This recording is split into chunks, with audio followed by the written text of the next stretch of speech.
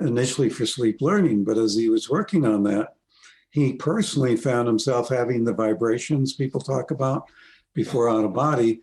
He discovered, not the first person to do so, but discovered that it would help him, binaural beat, where there's a sound in one ear versus another ear over headphones, causing the brain to go into the difference in the two tones.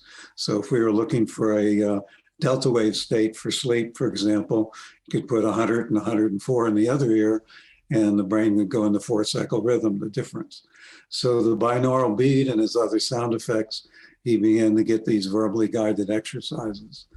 And initially for sleep learning, but as he was working on that, he personally found himself having the vibrations people talk about before out of body, felt a bump, opened his eyes, saw a fountain, realized it was a chandelier in his bedroom, reoriented and saw somebody in bed with his wife on the bed. And he said, "Oh, this is an interesting dream. I wonder who's in bed with my wife."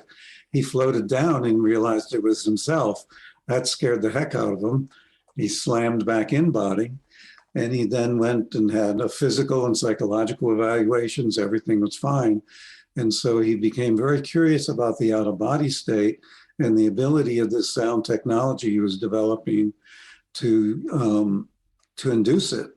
So he developed a program called M5000. He thought if 5,000 people went through, he would know a lot about this phenomenon of out-of-body.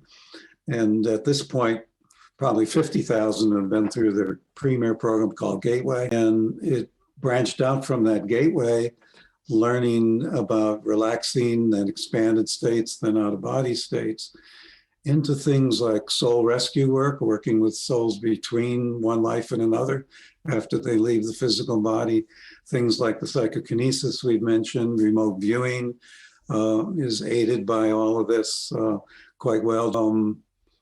And so the highest focus level or farthest out programs at this point are star lines and things where we look at kind of going to other universes, being kind of a galactic ambassador, if you will, from Earth. You can be just sitting in your chair and say, "Love pierces any veil," and open up your awareness. So I'm aware of being at my desk, maybe I'm making notes, but I'm also in touch with my brother who just passed on, and helping him with his transition, or being in touch with angels or guides or helpers or what have you.